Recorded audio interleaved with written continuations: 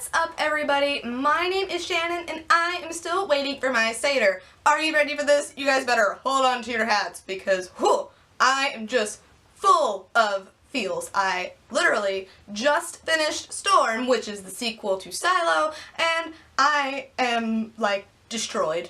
These books are ruining my life. Like, it's so glorious and amazing, but they're ruining my life. And I really need to read the third one, but my library doesn't have it. So I don't know what I'm gonna do, and I'm just gonna have to deal with it. I really enjoyed Storm. We learned things. We didn't learn a lot of things. Like, mostly the book was everything you thought that happened in the first book. Yeah, no, actually that was all a lie. This is really what's going on. So I'm sure that now that I kind of have a handle on it, the third book is just gonna be like, psych, and just be something totally different, which I would expect nothing less. This book picks up right where Silo left off with Tucker, Kent, Tori, and Olivia all in Maine. They find out that Maine's pretty much been completely decimated, meaning that Pemberwick is not the only one going through this stuff.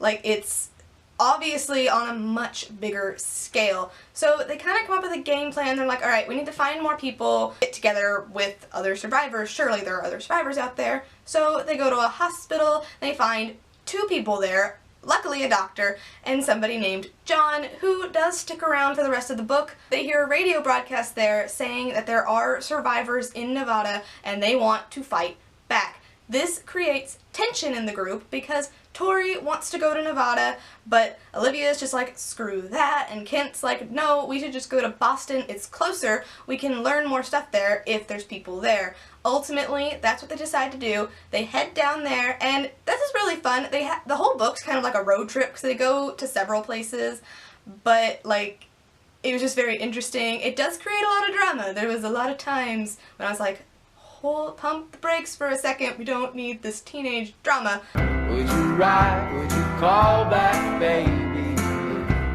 I wrote you a song. But nonetheless, they go down to Boston and they find a group of survivors there. But everything's not as it seems. Like, when I read this part, I was like squinting suspiciously. I'm like, this isn't right, something's wrong, and something was wrong. We find out that these people are actually working with the Retros, aka the Air Force, aka I'm pretty sure they're aliens. The Black Plane people are grooming these survivors, feeding them Ruby to make them super slaves to build this thing. I don't know what this thing is. They won't tell us what this thing is. They just keep calling it a gate to hell, which is very undescriptive, unless it's a Stargate, which means that they really are aliens, and that's what I still think. Nothing is what it seems. Like, these retro people are everywhere, which I think the name retro is really weird. I don't understand why they're called that, but you know, Silo. They manage to escape and they're going to go on to Nevada. They're like, okay, we need to fight back against these, but there's still some doubt because they don't really know what's happening. It seems like we have Silo, which is a branch of the Navy, fighting these Retros, which seem to be the Air Force, but who's on what side? Is there a good guy? Is there a bad guy? There's never any good guys or bad guys. It's all about perspective, but we don't have any perspective, so we don't know. To make a long story short, basically what we found out is that the Retros, whoever or whatever they are, want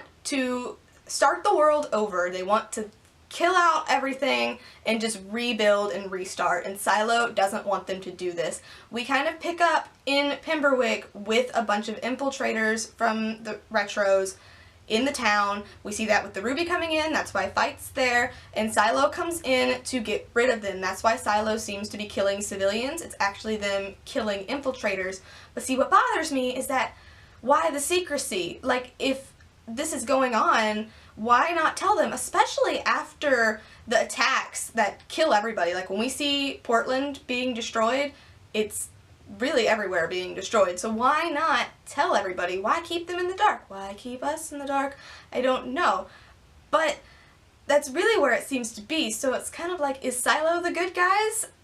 Probably, compared to the Retros, but they're not exactly, you know, they have blood on their hands too, so everything's very gray. There's nothing cut and dry. They take a pit stop in Fort Knox, Kentucky, which turns out to be a silo base where we find none other than Granger, who's hashtag not dead, and also Fight, who's hashtag not dead, and I'm like, guys, stay dead. Like, you're stay dead.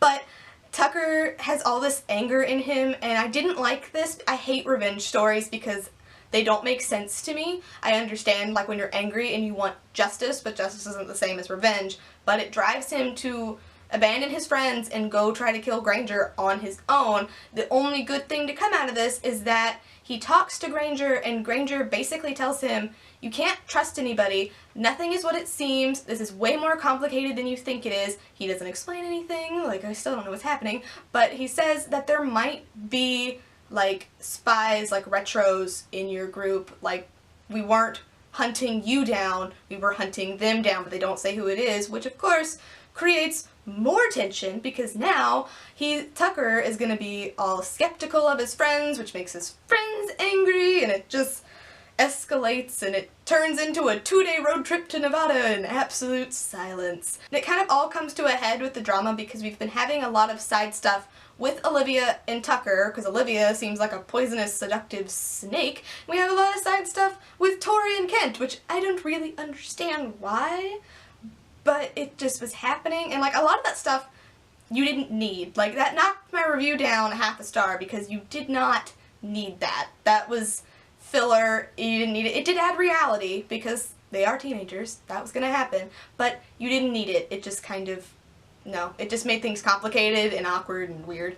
Anyway, they get to Nevada and they find out that they are actually survivors, but these survivors don't really know anything, but they want to attack the retro base, which is in Area 51, so I'm pretty sure they're aliens, but they still keep saying that they're not aliens. We find out that there was somebody on their team that was a retro. It was John, which means that there's another mole on their team because Granger doesn't know about John, so John's gone. But in the final battle, something happens that they don't really discuss.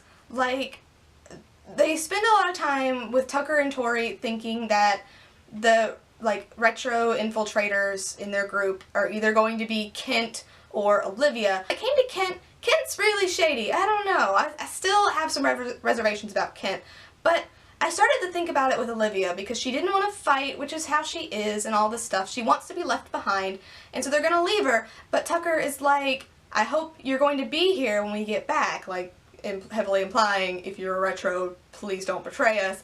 And something changes in her, and they don't talk about it, but it's very subtle, and you do kind of pick up on it in the dialogue, and especially with how the narrator voices these people, you could kind of hear it, and something changes, and I think she was the retro infiltrator, but I think over time she grew to really care about these people enough to where she sacrifices herself to save Tucker's life, so now she's dead, which I don't know what's going to become of that. We'll see how that goes. We end on another cliffhanger, like, because Tucker's mom comes back and Silo's like, oh, you barely scratched the surface, look at all these retros out here, and it's just, I don't know, and I won't get to know because I won't get to read Strike for quite some time. Up next, I'm going to be reading Stars Above, or well, listening to Stars Above. I'm very excited for that. I think it's going to be very good. I'm actually almost done with Falling Kingdoms, so that review will probably be out next for you guys, then Stars Above,